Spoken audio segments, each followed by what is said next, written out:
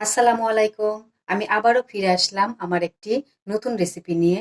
আমি আজকে তৈরি করে দেখাবো গুড়ের তেলের পিঠা। তো এখন শীত চলে এসেছে, তাই আমি শীতের প্রথমেই এই পিঠাটা তৈরি করে দেখাবো। তো চলুন দেখা যাক কিভাবে আমি পিঠাটা বানিয়েছি। আমি আজকে তেলের পিঠা বানানোর জন্য চাউল নিয়েছি, আতপ চাউল। মেজারমেন্ট কাপের 2 কাপ চাউল নিয়েছি। আমি আজকে চাউলটা দিয়ে পিঠা বানিয়ে দেখাবো এই কারণে যে আমাদের অনেক সময় ঘরে চাউলের আটা থাকে না। তো আমরা যারা বাসায় থাকি তারা এরকম অল্প চাউল দিয়ে ব্লেন্ডারে ব্লেন্ড করে ঝটপট পিঠা বানিয়ে কিন্তু খেতেই পারি। তো আমি চাউলটা 1 ঘন্টা আগে ভিজিয়ে রেখেছিলাম। এখন আমি ভালোভাবে ধুয়ে নিয়েছি। এখন চাউলটার ভিতরে আমি 1 কাপের একটুখানি কম, মানে 1/4 কাপ পানি দিয়ে দিলাম। দিয়ে আমি এটা ব্লেন্ডারে ব্লেন্ড করে নেব। আমি চাউলটা ব্লেন্ডারে ব্লেন্ড করে নিয়েছি। একদম ভালোভাবে ব্লেন্ড করতে হবে। তারপর আমি বাটিতে ঢেলে দিলাম।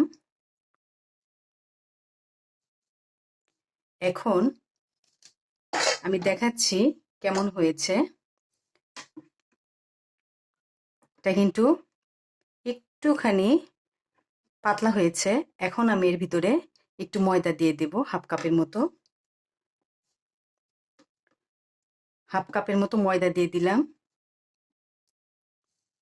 আর দেব অল্প একটু লবণ, কারণ আমি অল্পই দিলাম, একটুখানি গুড়ের ভিতরে লবণ থাকে। তারপর আমি দেব গুড়, 1 কাপের মতো গুড়। আপনারা চাইলে কমিয়ে বাড়িয়ে নিতে পারেন।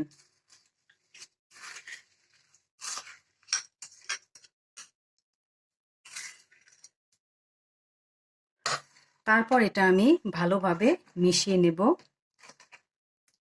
আর ফেটাতে থাকবো। এটা ভালোভাবে ফেটাতে হবে।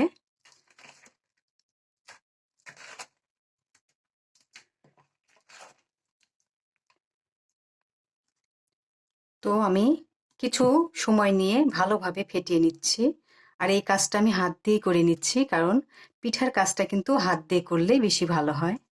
তো আমি এর ভিতরে খেজুরের গুড়টা ব্যবহার করেছি। আর ভালোভাবে ফেটিয়ে নিচ্ছি। আর ব্যাটারের ঘনত্বটা কেমন হয়েছে আমি আপনাদের দেখিয়ে দিচ্ছি। দেখুন, বেশি ঘনও না আবার পাতলাও না। এখন আমি এটা 10-15 মিনিট রেস্টে রেখে দেব। তারপরে এটা ভাজতে যাব।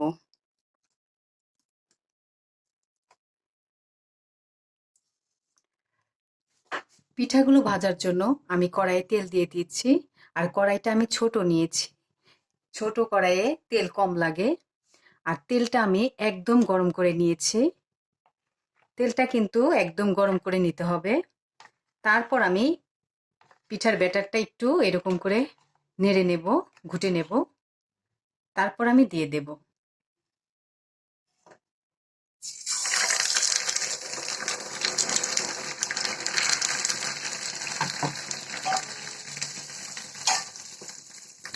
পিঠাটা একা একাই ফুলে উঠবে। তারপর উপরে যখন ফুলে উঠবে তখন আমি এরকম একটু তেলটা উপরে দিয়ে দেব। এই পাশটা হয়ে গেছে, এখন আমি আরেক পাশটা করে নেব। তো দেখুন কি সুন্দর একাই ফুলে গেল। তেলটা গরম করে নেওয়ার পর আমি এটা মিডিয়াম আঁচে ভেজে নেব।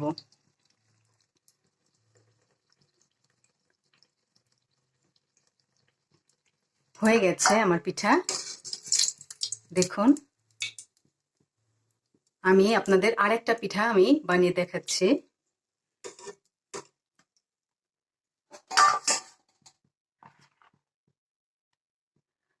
যতবার পিঠাটা দেব ততবার আমি এরকম করে ঘুটে নেব।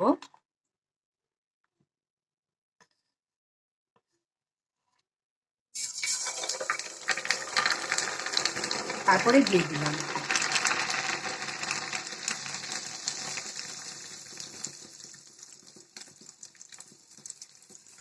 একা একাই কিন্তু ফুলে উঠলো।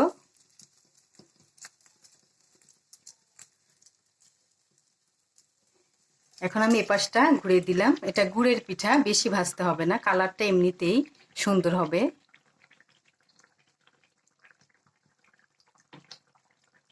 তো এভাবেই আমি সবগুলো পিঠা বানিয়ে নেব। আমার সবগুলো পিঠে ভাজা হয়ে গেছে। দেখুন কত সুন্দর হয়েছে, ফুল একদম ফুলকো ফুলকো তেলের পিঠা। আর আমার ওই 2 কাপ চাউল দিয়ে কিন্তু এতগুলো পিঠা হয়েছে। তো আমার রেসিপিটা যদি ভালো লেগে থাকে তো অবশ্যই আমার চ্যানেলটাকে সাবস্ক্রাইব করবেন। আল্লাহ হাফেজ।